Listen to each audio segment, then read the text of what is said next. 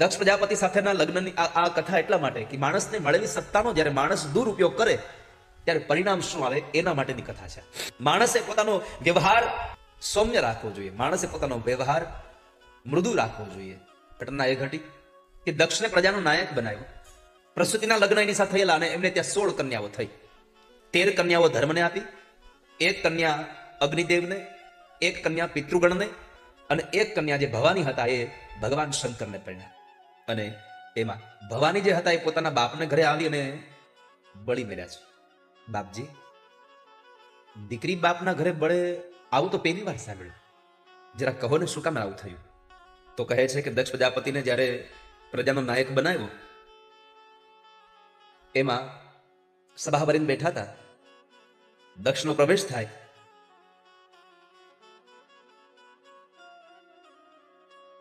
બધા લોકો ઉભા થઈ ગયા. ભગવાન શંકરજી બેઠા હતા એમ જ. એટલે દક્ષને જરા ક્રોધ આવ્યો કે મારું અપમાન કરે છે. એટલે દક્ષ પ્રજાપતિ પોતે ભગવાન શંકરની નિંદા કરે છે, પણ શિવ કઈ બોલતા નથી સામે. એમાં નંદી આદિ ગણો સાથે દક્ષ પ્રજાપતિનું શબ્દ યુદ્ધ થયું. સામ સામે એકબીજાઓને શ્રાપ આપે છે. વાતાવરણ એકદમ તંગ થયું, ઘર્ષણ થવા લાગ્યું. એટલે ભગવાન શંકર પોતાના તમામ સૈનિકોને લઈ, ગણોને લઈ નીકળી ગયા. આ બાજુ દક્ષ પ્રજાપતિએ પેલો વેલો વટ હુકમ બહાર પાડ્યો કે યજ્ઞાદિ કર્મ થશે આ સંસારમાં, પણ શંકરને કોઈ ભાગ નહીં મળે, શંકરને કોઈ ભાગ નહીં આ સંસાર. ભગવાન શંકર તો ઘરે આવ્યા, ભવાનીને કઈ કીધું જ નહીં. જુઓ, આ ભગવાન શંકરની આ કથાનો ઉપદેશ એટલો છે કે સસરાના ઘરે સસરાએ ન બોલવાના શબ્દો પોતાના જમાઈને કહી દીધા, તો એ જમાઈએ ઘરે આવી અને પોતાની પત્નીને કાંઈ જ ન કીધું. આ ઉપદેશ આ કથામાંથી એટલો કળયુગના શંકરને મળે છે કે સસરાના ઘરે કંઈક આડાવડું કોઈ આપણને બોલી જાય તો એનો ક્રોધ આપણે પત્ની ઉપર ઉતારવો નહીં. તો અત્યારના શંકર હોય તો સીધું ઘરે આવીને કહી દેજો.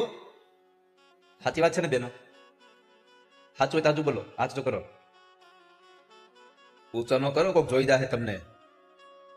કથામાં બધી જયારે સાસુમાં આવે ને ત્યારે બહુ ઘરે હોય,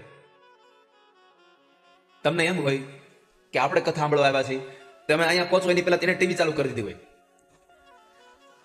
એ ઘરે કથા ચાલતી હોય ત્યાં, પણ એને કથા ન સાંભળવી હોય કઈ. એને તો ખાલી જોવું હોય કે અહીંયા જયારે ધૂન ગવાય તે મારી હાહુમાં શું કરે છે.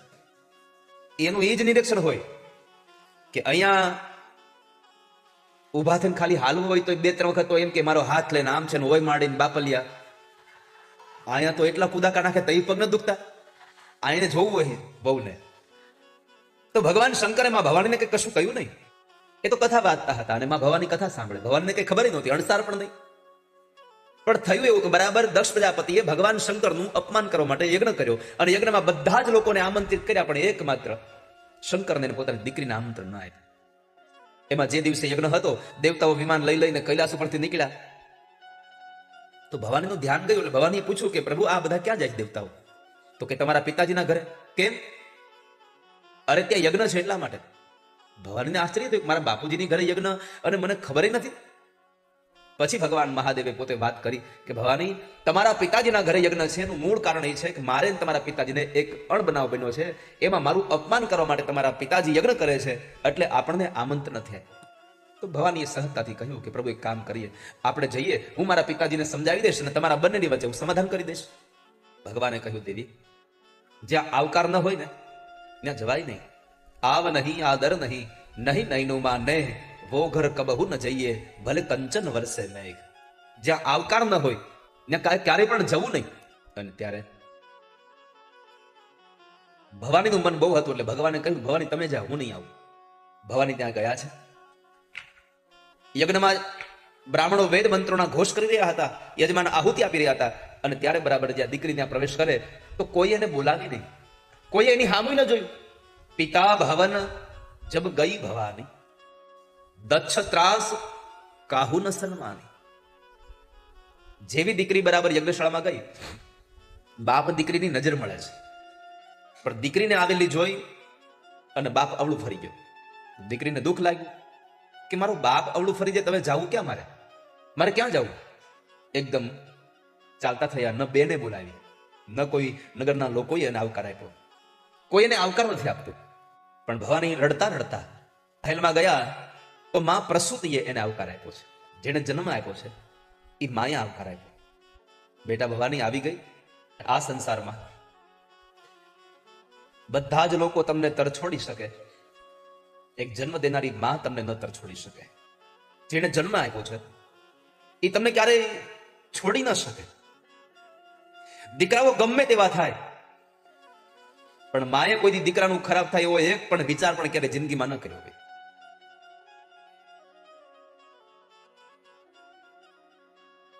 એટલે તો કહ્યું કુપુત્રો જાયેત ક્વચિદપી કુમાતા ન ભવતિ.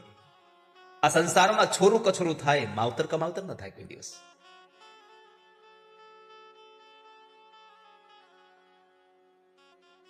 બાપ ક્યારેક મારી લે,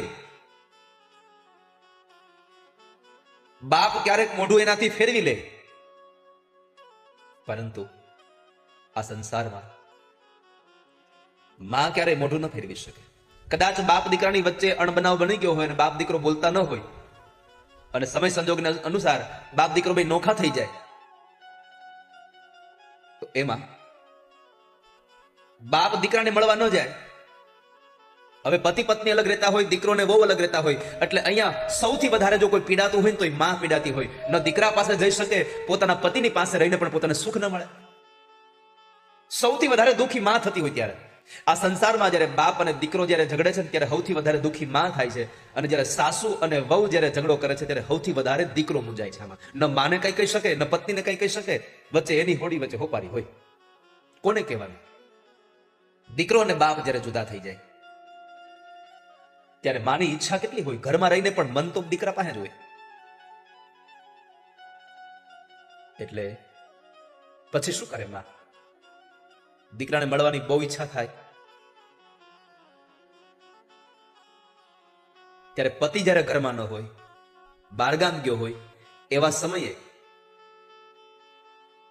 માં દીકરાને મળી લે છે. તમે જોજો ક્યારે જ્યારે યુવાન દીકરી મા બાપની ઈચ્છાથી વિરુદ્ધ જ્યારે લગ્ન બીજા કોઈની હારે કરી લે ત્યારે બાપ કદાચ ગમે તેટલો કઠણ થઈને પડ્યો રે, પણ માં છાને છુપે દીકરી હારે વાત કરી લેતી હોય. આ નરું સત્ય છે.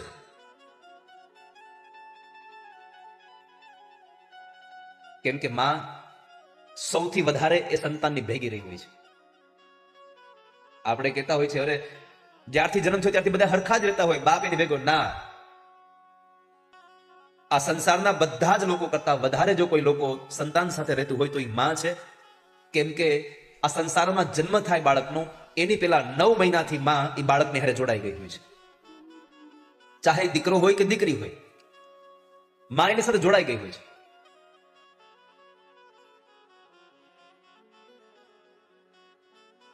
એ તો આપણે સંસારમાં એમ કહીએ છીએ કે મોટો દીકરો બાપને વાલો હોય, નાનો દીકરો માને વાલો હોય. ના, માને ગમે તેટલા દીકરા હોય, બધા દીકરા એક જ સરખા વાલા હોય. આ સંસારમાં કોઈ એક એવો માણસ બતાવો કે જેને ડાબી આંખ વધારે વાલી હોય, જમણી ન હોય. દરેક માણસને બધી આંખો સરખી જ હોય. એમ દરેક મા બાપને પોતાના દરેક સંતાનો પોતાની આંખમાં, પોતાના હૃદયમાં સરખા જ હોય છે.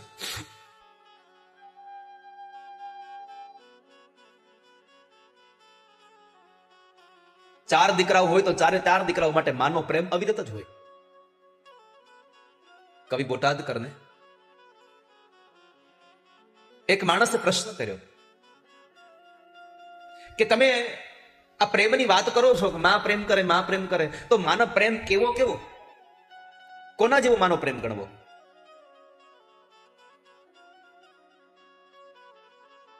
આકાશમાંથી જેમ વાદળાઓ વરસે એમ માનો પ્રેમ વરસે છે?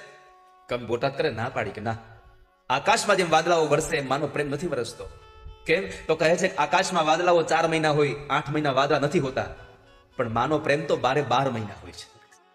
એ માએ 9 મહિના સુધી એના પેટમાં આપણને રાખ્યા. એની જિંદગીના બધા જ સુખોને એને છોડી દીધા પોતાના સંતાનોના સુખ માટે. અને ક્યારેક ક્યારેક તો સંસારમાં આપણે એ જોતા હોય, શું ભગવાન કઠોર બની જાય. 5-7 મહિનાનું બાળક હોય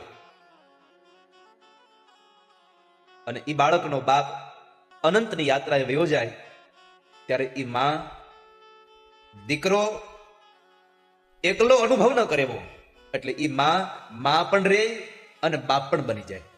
બે પાત્રો ભજવીને પોતાના સંતાનને મોટું કરે, પેટે પાટા બાંધે, કાળી મજૂરી કરે, દીકરાઓને ભણાવે ગણાવે. પણ પછી દીકરાઓ મોટા થઈ અને પાછા એ માને મૂકી અને શહેરમાં એકલા રહેવા વયા જાય ને ત્યારે સૌથી દુઃખી માં થઈ જાય છે.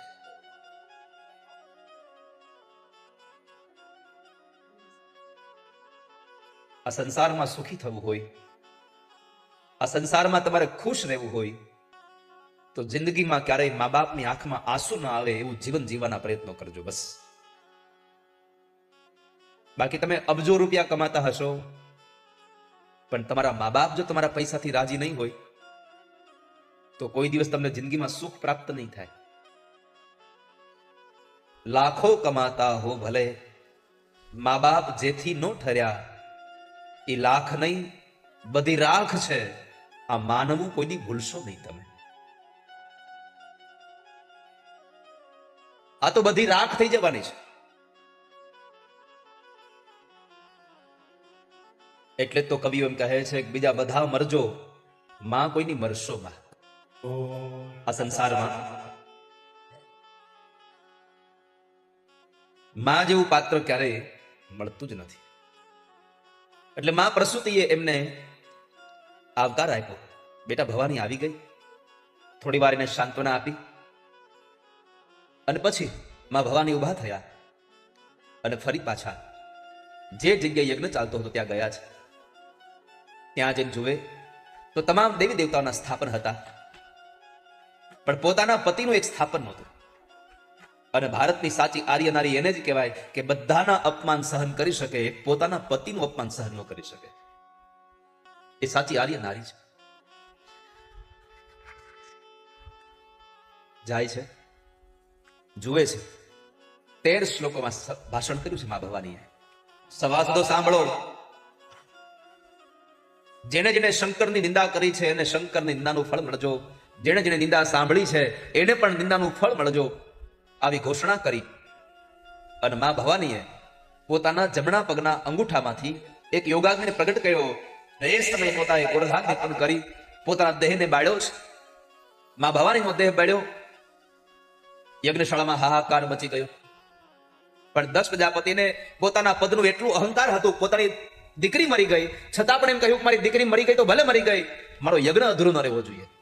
બ્રાહ્મણો યજ્ઞ કરાવે. દેવર્ષિ નારદે આવી અને ભગવાન મહાદેવને કહ્યું, ભગવાન ગજબ થયો. શું થયું? તો કહે છે કે મા ભવાનીએ પોતાના દેહનો ત્યાગ કર્યો અને પછી ભગવાનને ક્રોધ આવ્યો. જટા ખોલી એમાંથી એક લઠ તોડી શીલા ઉપર પછાડી અને વીરભદ્રને ઉત્પન્ન કર્યા. વીરભદ્રને કીધું કે જાઓ દક્ષ પ્રજાપતિનો યજ્ઞ વિધ્વંસ કરી નાખો. વીરભદ્રએ આવી ઋષિમુનિઓની દાઢી ખેંચી, દાંત પાડી નાખ્યા, હાથ તોડ્યા, કપાળ ફોડી નાખ્યા અને દક્ષ પ્રજાપતિનું મસ્તક ઉતારી લઈ અને યજ્ઞમાં હોમી દીધું છે. દેવતાઓ દોડતા દોડતા ગયા ભગવાન બ્રહ્મા પાસે. બ્રહ્માને જેને કીધું કે હે બ્રહ્મા જલ્દી બચાવી લો. બ્રહ્મા કહે છે આમાં હું કઈ ન કરે, તમે નારાયણને મળો, જલ્દી જાઓ. તમામ દેવતાઓ બ્રહ્માજીને સાથે લઈ ભગવાન નારાયણ પાસે આવી પરમાત્મા નારાયણને પ્રાર્થના કરી, હે ભગવાન, હે નારાયણ, પ્રસન્ન થાઓ, પ્રસન્ન થાઓ, જલ્દી આ વીરભદ્રને શાંત કરો, અમને મારી નાખશે. ભગવાન નારાયણે કીધું દેવો આમાં હું કાંઈ નહીં કરી શકું. એક કામ કરો, તમે શંકર પાસે જાઓ. શંકર અમે નથી, શિવ પાસે જઈએ અને કદાચ એ આવેશમાં ક્રોધમાં હોય અને ત્રીજું નેત્ર ખુલી જાય તો ત્રીજી આંખ ખુલી જાય, તમને બાળી નાખે.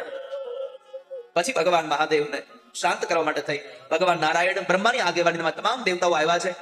જ્યાં જોવે તો ભગવાન મહાદેવ પોતાના ખભા ઉપર મા ભવાનીનું શબ લઈ ઉત્તરથી દક્ષિણ, દક્ષિણથી ઉત્તર થઈ આવ્યા હતા. અને એવા સમયે ભગવાન નારાયણ આદિ દેવતાઓ ભગવાન મહાદેવને સ્તુતિ કરે, પ્રભુ શાંત થાવ, પ્રભુ શાંત ન થયા. અને ત્યારે ભગવાન નારાયણે પોતાના સુદર્શન ચક્રને હાથમાંથી છોડી અને ભવાનીના શબના ટુકડા કર્યા. એ ટુકડા જે ધરતી પર પડ્યા એ તમામ જગ્યાએ શક્તિપીઠોની સ્થાપના થઈ. આજે પણ માં જગદંબાની ઉપાસના એ શક્તિપીઠોમાં થઈ રહી છે. અને પછી ભગવાન શિવને શાંત કર્યા. હે ભગવાન, શાંત થાવ. ભગવાન શાંત થયા. વીરભદ્રને શાંત કરે. દક્ષ પ્રજાપતિને સજીવન કરવાની વાત ભગવાન નારાયણે કરી, એટલે બકરાનું મસ્તક ઉતારી અને દક્ષના ધડ સાથે જોડ્યું. એને સજીવન કરે છે. એને સજીવન કર્યો. સ્તુતિ કરવા ગયો, બોલી ન શક્યો, એટલે તાળીઓ પાડી અને ભગવાન મહાદેવની સ્તુતિ કરે છે. જીભ હતી ત્યારે નિંદા કરી, જ્યારે જીભ નથી ત્યારે સ્તુતિ કરવા જાય છે. આપણું બધાનું આવું જ હોય છે.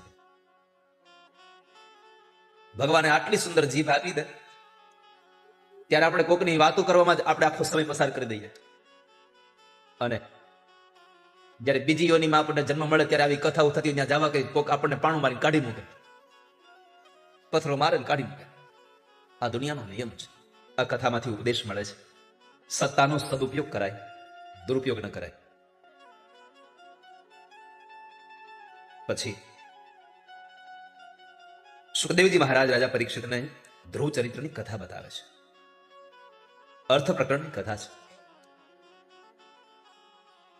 અને એ ધ્રુવ ચરિત્રમાં મનુ મહારાજના દીકરા ઉત્તાનપાદ, એમને બે રાણીઓ સુરુચિ અને સુનીતિ. આ બે પત્નીઓમાં સુરુચિનો દીકરો ઉત્તમ અને સુનીતિનો દીકરો ધ્રુવ. એક વખતના સમયે ઉત્તાનપાદ રાજા સુરુચિના દીકરા ઉત્તમને પોતાના ખોળામાં લઈ અને બેઠા હતા. અને એ સમય બરાબર સુનીતિનો દીકરો ધ્રુવ આવે છે પોતાના પિતાની ગોદમાં બેસવા માટે. પણ સુરુચિએ એવી આંખો કાઢી કે સુનીતિના દીકરાને પોતાની ગોદમાં લેવાની હિંમત નથી રાજાની. કર્કશા વાણીથી સુરુચિએ સુનીતિના દીકરા ધ્રુવનું અપમાન કર્યું કે તારે મહારાજની ગોદમાં બેસવું હોય તો જંગલમાં જઈ ભગવાનને ભજ, અને મારા કુખથી તને જન્મ મળે તો તું મહારાજની ગોદમાં બેસી શકે. એમનું ન બેસી શકે. 5 વર્ષનો ધ્રુવ રડતા રડતા પોતાની માં સુનીતિ પાસે આવે છે. સુનીતિને આવીને કહ્યું કે મને અપરમાએ ન બોલવાના શબ્દો બોલ્યા છે. હું પિતાજીની ગોદમાં બેસવા ગયો, મને ગોદમાં ન બેસો તો એમ કહ્યું છે કે તું જંગલમાં જા ને ભગવાનને ભજ. તો સુનીતિ કીધું બેટા ખોટું ક્યાં કીધું છે? આમ પણ આપણા હાચા પિતા તો ભગવાન જ છે. આમાં જરાય ખોટું નથી કીધું. અને વાતે સાચી છે. સુરુચિએ ભગવાનને ભજવાનું કીધું ને એ ખોટું નહોતું. ખોટું એ હતું કે ભગવાન મળ્યા પછી તને મારા કુખથી જન્મ મળે આ માંગવું ખોટું હતું. ભગવાનને ભજવાનો માર્ગ સાચો બતાવ્યો, પછી જે વાહે પોતાનું મહાત્મ્ય વધાર્યું એ ખોટું હતું. આ સંસારમાં આવું જ થાય છે. ભગવાનને ભજવવાના નામે થઈને આપણે આપણું મહાત્મ્ય વધારવા લાગીએ છીએ. જ્યારે આ સંસારમાં માણસ ભગવાનને ભજવાના નામેથી પોતાનું મહાત્મ્ય વધારતો થઈ જાય ત્યારે સમાજમાં એ નિંદાને પાત્ર બને છે.